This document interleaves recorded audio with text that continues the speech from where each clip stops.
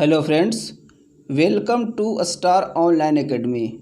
यह वीडियो आगामी विभिन्न परीक्षाओं जैसे यूपीएससी, पीसीएस, नेट, जेआरएफ के प्रारंभिक परीक्षाओं को ध्यान में रखकर बनाया जा रहा है, जिसमें सामान्य अध्ययन के अलग अलग खंडों का मॉडल प्रश्न तैयार किया गया है। तो दोस्तों, आज का हमारा टॉपिक है सामाजिक और आर्थिक विकास। इससे संबंधित कुछ मॉडल क्वेश्चंस मैं आप लोगों के सामने रख रहा हूं। आज का पहला क्वेश्चन है, निरपेक्ष तथा प्रति व्यक्ति वास्तविक ग्रोस नेशनल प्रोडक्ट की वृद्धि आर्थिक विकास की ऊंची दर का संकेत नहीं करती यदि ए औद्योगिक उत्पादन कृषि उत्पादन के साथ साथ बढ़ने में विफल रह जाता है, बी कृषि उत्पादन औद्योगिक उत्पादन के साथ साथ बढ़ने में विफल रह जाता है, सी निर्धनता और बेरोजगारी में वृद्धि होती है, डी निर्यातों की अपेक्षा आयात तेजी से बढ़ते हैं। राइट आंसर सी, निर्धनता और बेरोजगारी में वृद्धि होती है। आइए इसकी व्याख्या देखते हैं।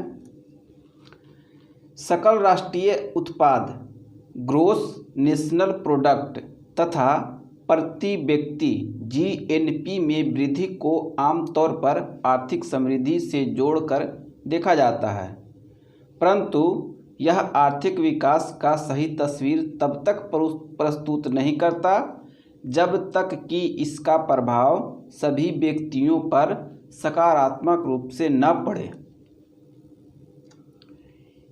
यदि जीएनपी अथवा प्रति व्यक्ति जीएनपी में वृद्धि के साथ साथ अर्थव्यवस्था में बेरोजगारी और निर्धनता बढ़ रही है, तो इसका तात्पर्य यह है कि अर्थव्यवस्था में आय का संकेंद्रण कुछ ही लोगों के पास हो रहा है।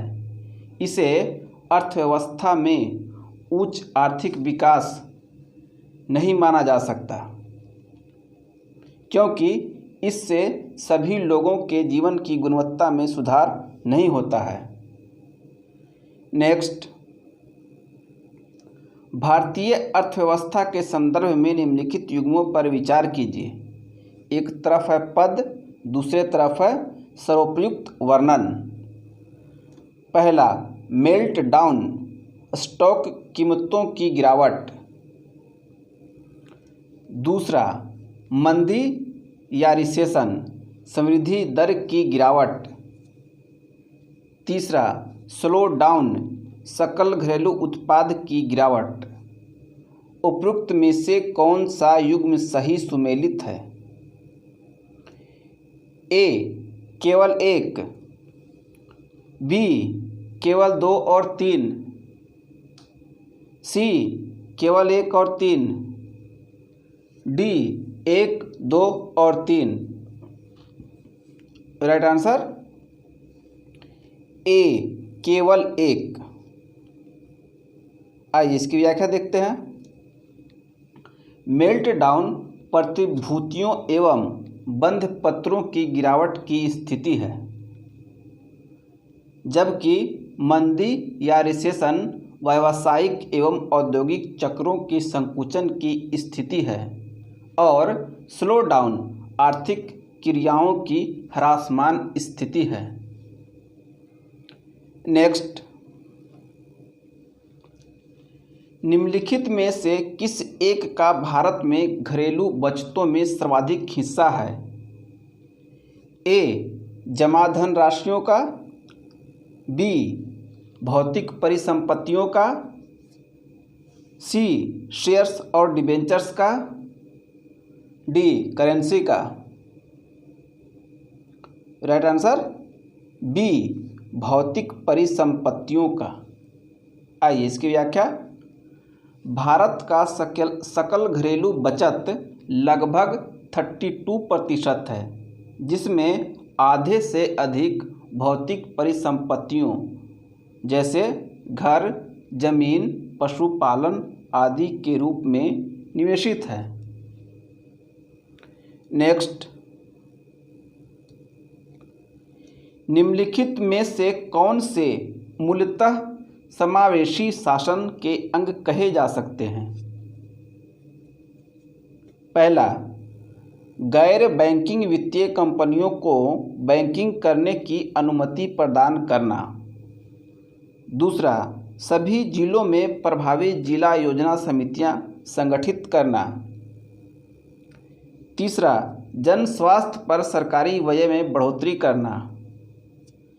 चौथा, दोपहर का भोजन योजना का सशक्तिकरण करना। निम्नलिखित कूटों के आधार पर सही उत्तर चुनिए। ए, केवल 1 और 2। बी, केवल 3 और 4। सी, केवल 2, 3 और 4। डी, 1, 2, 3 और 4। राइट आंसर सी, केवल 2, 3 और 4। आइए इसकी व्याख्या। समावेशी शासन से तात्पर्य है कि समाज के सभी वर्गों को समान रूप से शासन के द्वारा प्रदत्त सुविधाएं प्रदान की जाएं। सभी जिलों में प्रभावशाली जिला समितियों की स्थापना करना, जन स्वास्थ्य पर सरकारी व्यय में बढ़ोतरी करना तथा मध्याह्न भोजन योजना का सशक्तिकरण प्रदान करना समावेशी शासन के अंग हैं। गैर बैंकिंग वित्तीय कंपनियों को बैंकिंग करने की अनुमति प्रदान करना समावेशी शासन का भाग नहीं माना जा सकता है। नेक्स्ट, भारत में फसल बीमा योजना का शुभारंभ हुआ। A, 1945। B, 1980। C, 1985। D, 1988। Right answer C, 1985। आइए इसकी व्याख्या।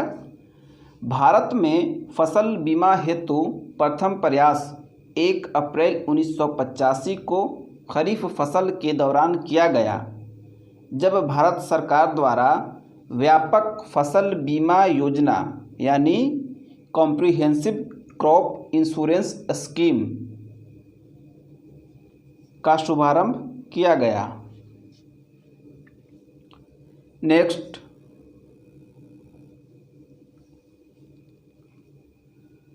1950 से 1990 की अवधि में भारत में खाद्यान्नों का उत्पादन बढ़कर 3 गुना से अधिक हो गया है।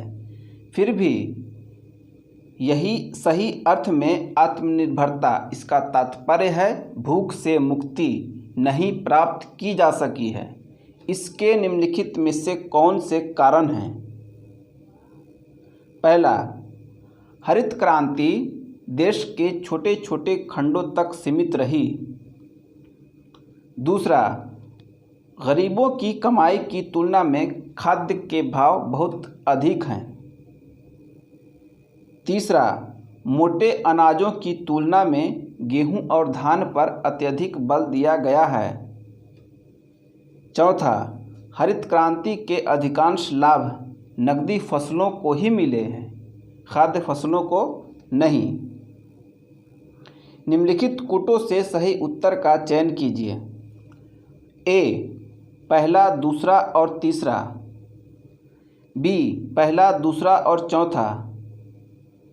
सी, पहला, तीसरा और चौथा। डी, दूसरा, तीसरा और चौथा। राइट आंसर ए, पहला, दूसरा और तीसरा। आइए इसकी व्याख्या। हरित क्रांति की यह आलोचना की जाती है कि इसका लाभ कुछ विशेष क्षेत्रों एवं बड़े किसानों को ही मिला। पुनः हरित क्रांति में मोटे अनाजों की अपेक्षा कर गेहूं, चावल व कुछ नकदी फसलों के उत्पादन को बढ़ाने पर ही ध्यान केंद्रित किया गया। खाद्यान्न की कीमतें मात्र प्रथम पंचवर्षीय योजना की अवधि को छोड़कर निरंतर बढ़ती रही, जिसमें न्यूनतम समर्थन मूल्यों में वृद्धि का मुख्य योगदान रहा। खाद्यान्नों की कीमत वृद्धि की अपेक्षा समाज के निम्न आय वर्ग के लोगों के आय में कम वृद्धि हुई है। अतः 1950 से 1990 में खाद्यान्नों में लगभग 3 गुना वृद्धि के बावजूद भारत को अभी भी भूख से मुक्ति प्राप्त नहीं हो सकी है। नेक्स्ट, हाल के वर्षों में भारत में कृषि वित्त का सबसे बड़ा स्रोत निम्नलिखित में से कौन सा एक है? ए. वाणिज्यिक बैंक, बी. सहकारी बैंक, सी. क्षेत्रीय ग्रामीण बैंक, डी. भूमि विकास बैंक। Right answer C. वाणिज्यिक बैंक।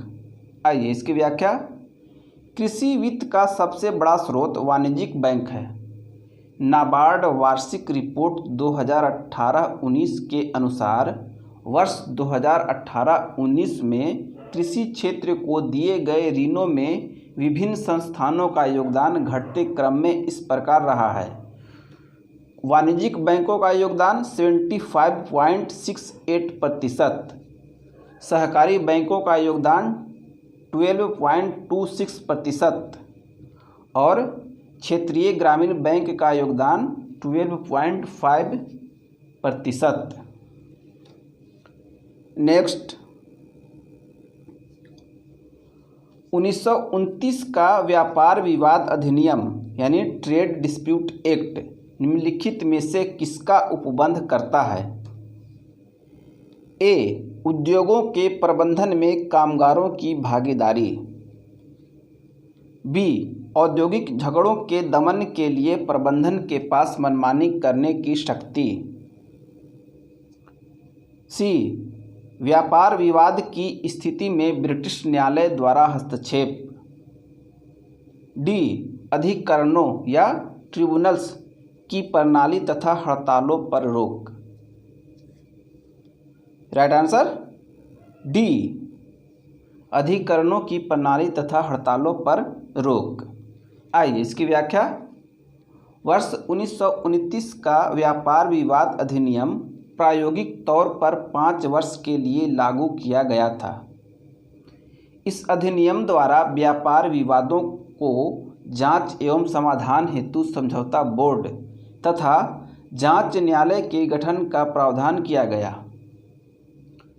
अधिनियम द्वारा रेलवे, डाक, टेलीग्राफ तथा टेलीफोन जैसी सार्वजनिक रूप से उपयोगी सेवाओं में बिना पूर्व सूचना के हड़ताल अथवा तालाबंदी को निषिद्ध कर दिया गया। नेक्स्ट, निम्नलिखित कथनों पर विचार कीजिए। पहला, छिलके उतरे हुए अनाज। दूसरा, मुर्गी के अंडे पकाए हुए। तीसरा, संसाधित और डिब्बा बंद मछली। चौथा, विज्ञापन सामग्री युक्त समाचार पत्र। उपयुक्त मदों में से कौन सा जीएसटी के अंतर्गत छूट प्राप्त है? ए. केवल 1, बी. केवल 2 और 3, सी. केवल 1, 2 और 4, डी. 1, 2, 3 और 4। Right answer C. केवल 1, 2 और 4। आइए इसकी व्याख्या देखते हैं। वस्तु एवं सेवा कर यानी गुड्स एंड सर्विसेज टैक्स के तहत कुछ आवश्यक वस्तुओं एवं सेवाओं को जीएसटी से छूट प्रदान की गई है। छिलके उतरे हुए अनाज, मुर्गी के पकाए हुए अंडे, पक्षियों को छिलका रहित प्रसंस्कृत अंडों को छोड़कर, तथा समाचार पत्र, विज्ञापन सामग्री युक्ति आदि जीएसटी से छूट प्राप्त वस्तुओं में शामिल है। संसाधित एवं डिब्बा बंद मछली तथा प्रसंस्कृत छिलका रहित अंडों पर 5% की दर से जीएसटी लगाया जाता है। नेक्स्ट, भारतीय लोकवित्त के संदर्भ में निम्नलिखित कथनों पर विचार कीजिए। पहला, केंद्रीय बजट में दर्शाए गए विदेशी ऋण ऐतिहासिक विनिमय दरों पर निर्भर होते हैं। दूसरा, निरंतर अधिक ऋण ने अर्थव्यवस्था में वास्तविक ब्याज दरों को ऊंचा रखा है। तीसरा, हाल ही के वर्षों में राजकोषीय घाटे और सकल घरेलू उत्पाद यानी जीडीपी के बीच बढ़ते अनुपात का निजी निवेशों पर प्रतिकूल प्रभाव पड़ा है। चौथा, ब्याज की अदायगी केंद्र सरकार के योजनेतर राजस्व का अकेला सबसे बड़ा घटक है। इनमें से कौन सा कथन सही है? ए, पहला, दूसरा और तीसरा। बी, दूसरा, तीसरा और चौथा। सी, पहला और चौथा। डी, पहला, दूसरा, तीसरा और चौथा। राइट आंसर बी, दूसरा, तीसरा और चौथा। आइए इसकी व्याख्या देखते हैं। प्रश्नगत विकल्पों में प्रथम विकल्प को छोड़कर अन्य सभी विकल्प सत्य हैं। केंद्रीय बजट में दर्शाए गए विदेशी ऋण ऐतिहासिक विनिमय दरों पर निर्भर न होकर वर्तमान विनिमय दर पर आधारित होते हैं। नेक्स्ट, निम्न में से कौन सा कर खरीदारों के लिए प्रत्यक्ष रूप से वस्तुओं के मूल्यों की वृद्धि नहीं करता? ए, आयकर। बी, व्यापार कर। सी, आयात कर। डी, उत्पाद कर। राइट आंसर ए, आयात कर। आइए इसकी व्याख्या। ऐसे कर जो वस्तुओं पर आरोपित होते हैं अर्थात अप्रत्यक्ष कर वस्तु के मूल्य में वृद्धि ही करते हैं। इसके विपरीत प्रत्यक्ष कर के कारण वस्तुओं के मूल्य अप्रभावित रहते हैं। उपयुक्त विकल्पों में आयकर प्रत्यक्ष कर है, फलतः इसके कारण वस्तुओं के मूल्य में वृद्धि नहीं होती है। नेक्स्ट, भारत सरकार द्वारा अनुमोदित सक्षम परियोजना संबंधित है। ए, अनुसूचित जाति एवं अनुसूचित जनजाति जनसंख्या के कौशल विकास से। बी, प्रभावी आपदा प्रबंधन हेतु सैन्य इकाई से। सी, नवीन अप्रत्यक्ष कर नेटवर्क से। डी, दिव्यांग युवाओं में आत्मविश्वास सृजन करने से।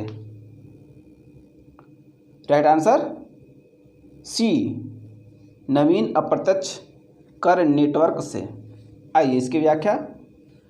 भारत सरकार द्वारा अनुमोदित सक्षम परियोजना नवीन अप्रत्यक्ष कर नेटवर्क से संबंधित है। आर्थिक मामलों के कैबिनेट समिति ने इस परियोजना को 28 सितंबर 2016 को अपनी स्वीकृति दी। परियोजना की अवधि 7 वर्ष है। यह परियोजना जीएसटी के कार्यान्वयन में सहायक होगी। साथ ही यह योजना कस्टम विभाग के व्यापार के सुगमीकरण है। सिंगल विंडो इंटरफेस को विस्तारित भी करेगा। नेक्स्ट, भारत के योजना आयोग के संबंध में निम्नलिखित में से कौन सा कथन सही है? ए, योजना आयोग का संविधान में कोई उल्लेख नहीं है। बी, इसके उपाध्यक्ष एवं सदस्यों के लिए कोई निश्चित कार्यकाल नहीं होता। सी, इसके सदस्य के लिए कोई निश्चित योग्यता निर्धारित नहीं है। डी, उपयुक्त सभी। राइट आंसर डी, उपरोक्त सभी। आइए इसकी व्याख्या। मंत्रिमंडल के प्रस्ताव पर गठित योजना आयोग एक संविधानेतर निकाय है। इसके उपाध्यक्ष एवं सदस्यों की संख्या एवं कार्यकाल सरकार की इच्छा पर आधारित होता है तथा इसके सदस्यों के लिए किसी विशिष्ट योग्यता का उल्लेख नहीं है। नेक्स्ट, योजना अवकाश की अवधि का संबंध है ए 1965 से 1968, बी 1966 से 1969, सी 1967 से 1970, डी 1972 से 1975। राइट आंसर बी 1966 से 1969। आइए इसकी व्याख्या। तीसरी पंचवर्षीय योजना की समाप्ति 31 मार्च 1966 को हुई और चौथी पंचवर्षीय योजना 1 अप्रैल 1969 को प्रारंभ हुई। इस अवधि अर्थात 1 अप्रैल 1966 से 31 मार्च 1969 यानी पूरा 3 वित्तीय वर्ष कोई भी पंचवर्षीय योजना अस्तित्व में नहीं रही। अतः वर्ष 1966 से 1969 को ही भारतीय आयोजना के इतिहास में योजना अवकाश या प्लान हॉलीडे कहा जाता है। नेक्स्ट, भारत में निम्नलिखित में से किस के योग से सुलभ मुद्रा बनती है? ए, पहला जनता के पास करेंसी, दूसरा बैंकों की मांग जमा राशि, तीसरा बैंकों में सावधिक जमा राशि, चौथा भारतीय रिजर्व बैंक में अन्य जमा राशि। नीचे दिए गए कूट का प्रयोग कर सही उत्तर चुनिए। ए केवल 1 और 2, बी केवल 1, 2 और 3, सी केवल 1, 2 और 4, डी 1, 2, 3 और 4। राइट आंसर सी केवल 1, 2 और 4। आइए इसकी व्याख्या। सुलभ मुद्रा से तात्पर्य तरल मुद्रा से है। इसके अंतर्गत जनता के पास उपलब्ध करेंसी, बैंकों की मांग जमाएं तथा भारतीय रिजर्व बैंक में अन्य जमा राशियां आती हैं। सावधि जमा इसका भाग नहीं है। नेक्स्ट, सितंबर 2018 में प्रारंभ की गई भारत की किस योजना को विश्व की सबसे बड़ी बीमा योजना माना गया है? ए, प्रधानमंत्री जन आरोग्य योजना, बी, प्रधानमंत्री जन स्वास्थ्य योजना, सी, प्रधानमंत्री फसल बीमा योजना, डी, प्रधानमंत्री जन धन योजना। राइट आंसर ए, प्रधानमंत्री जन आरोग्य योजना। आइए इसकी व्याख्या। 23 सितंबर 2018 को प्रधानमंत्री ने रांची, झारखंड में प्रधानमंत्री जन आरोग्य योजना का शुभारंभ किया था। इस योजना द्वारा 10 करोड़ गरीब परिवारों को प्रतिवर्ष 5 लाख रुपए तक मुफ्त इलाज की सुविधा मिलेगी। पूर्णतः कार्यान्वित होने पर यह विश्व में सबसे बड़ी सरकार द्वारा वित्त पोषित स्वास्थ्य बीमा योजना होगी। नेक्स्ट, प्रधानमंत्री कौशल विकास योजना के संदर्भ में निम्नलिखित कथनों पर विचार कीजिए। पहला, यह श्रम एवं रोजगार मंत्रालय की फ्लैगशिप स्कीम है। दूसरा, यह अन्य चीज़ों के साथ साथ सॉफ्ट स्किल, उद्यमवृत्ति, वित्तीय और डिजिटल साक्षरता में भी प्रशिक्षण उपलब्ध कराएगी। तीसरा, यह देश के अविनियमित कार्यबल की कार्यकुशलताओं को राष्ट्रीय कौशल योग्यता ढांचा यानी नेशनल स्किल क्वालिफिकेशन फ्रेमवर्क के साथ जोड़ेगी। उपरोक्त कथनों में से कौन सा सही है? ए, केवल 2 और 3, बी केवल 2, सी केवल 1 और 3, डी 1, 2 और 3। राइट आंसर ए केवल 2 और 3। आइए इसकी व्याख्या। प्रधानमंत्री कौशल विकास योजना कौशल विकास और उद्यमिता मंत्रालय की फ्लैगशिप स्कीम है। प्रधानमंत्री कौशल विकास योजना गाइडलाइंस 2016-2020 के अनुसार प्रधानमंत्री कौशल विकास योजना ट्रेनिंग सेंटर में दी गई लघु अवधि ट्रेनिंग यानी शॉर्ट टर्म ट्रेनिंग से भारतीय राष्ट्रीयता के उम्मीदवारों को लाभ पहुंचने की उम्मीद है, जो या तो स्कूल कॉलेज छोड़ चुके हैं या बेरोजगार हैं। राष्ट्रीय कौशल योग्यता ढांचा के अनुसार प्रशिक्षण प्रदान करने के अतिरिक्त शॉर्ट टर्म सॉफ्ट कौशल, उद्यमिता, वित्तीय और डिजिटल साक्षरता में प्रशिक्षण भी प्रदान करेगी। प्रशिक्षण की अवधि प्रति जॉब के अनुसार 150 से 300 घंटों के मध्य होगी। नेक्स्ट, रूडसेट संस्थान के प्रारंभ करने का उद्देश्य है। ए, ग्रामीण विकास के लिए बैंकों द्वारा ऋणों का विस्तार करना। बी, ग्रामीण क्षेत्रों में सीमेंट की सड़कों का निर्माण करना। सी, बेरोजगार ग्रामीण युवकों को स्वयं का उद्यम लगाने के लिए दक्षता और उद्यमिता प्रशिक्षण देना। डी, सेवा क्षेत्र में अवसर उत्पन्न करना। राइट आंसर सी, बेरोजगार ग्रामीण युवकों को स्वयं का उद्यम लगाने के लिए दक्षता एवं उद्यमिता प्रशिक्षण देना। आइए इसकी व्याख्या। रूडसेट संस्थान को प्रारंभ करने का उद्देश्य ग्रामीण बेरोजगार युवकों को स्वयं के उद्यम लगाने के लिए दक्षता एवं उद्यमिता का प्रशिक्षण देना है। नेक्स्ट, निम्नलिखित में से कौन सा कभी कभी समाचारों में दिखने वाला पद आयात आवरण यानी इंपोर्ट कवर का सर्वोत्तम वर्णन करता है। ए, यह किसी देश के आयात मूल्य एवं सकल घरेलू उत्पाद के अनुपात को बताता है। बी, यह किसी देश के एक वर्ष में आयात के कुल मूल्य को बताता है। सी, यह दो देशों के बीच निर्यात एवं आयात के मूल्यों के अनुपात को बताता है।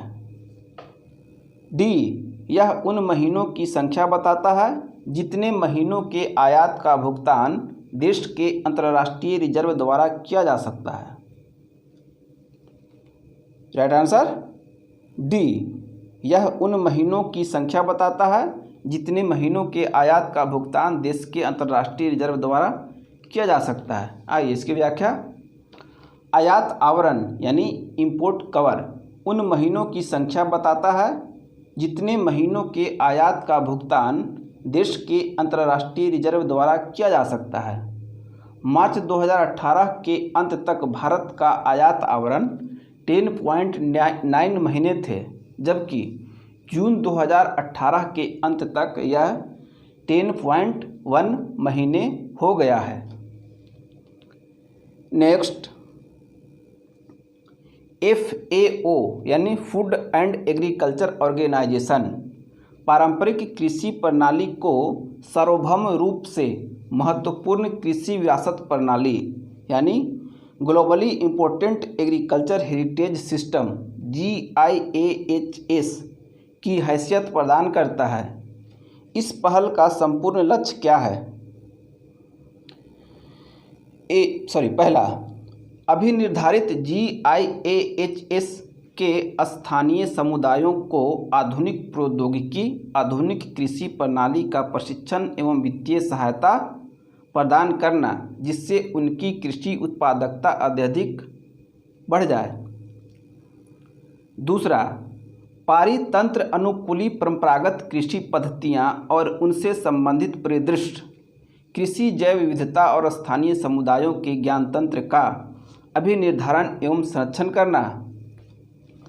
तीसरा, इस प्रकार अभिनिर्धारित GIAHS के सभी भिन्न भिन्न कृषि उत्पादों को भौगोलिक सूचक या जियोग्राफिकल इंडिकेशन की हैसियत प्रदान करना। नीचे दिए गए कूट का प्रयोग कर सही उत्तर चुनिए। A केवल 1 और 3, B केवल 2, C केवल 2 और 3, D 1, 2 और 3। राइट आंसर B केवल 2। आइए इसकी व्याख्या देखते हैं।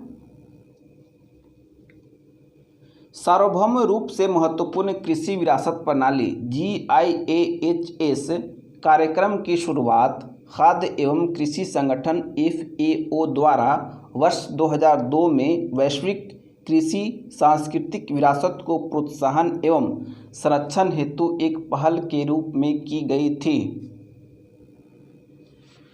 इसका मुख्य लक्ष्य ऐसी कृषि प्रणाली की पहचान करना है तथा उसका सहयोग एवं संरक्षण करना है जो जैव विविधता तथा आनुवांशिक संसाधनों यानी जेनेटिक रिसोर्सेज, ग्रामीण एवं परंपरागत ज्ञान, संस्कृति तथा उनसे संबंधित परिदृश्यों यानी लैंडस्केप का संरक्षण एवं पोषण करती हो। तो दोस्तों, आज का ये वीडियो आप लोगों को कैसा लगा कमेंट बॉक्स में जाकर हमें बताएं और अपने दोस्तों के बीच भी अधिक से अधिक शेयर करें। आगामी आने वाले वीडियो के लिए लाइक, सब्सक्राइब और बेल आइकन को प्रेस करना ना भूलें। अन्य किसी तरह की सहायता के लिए आप हमें व्हाट्सएप कर सकते हैं।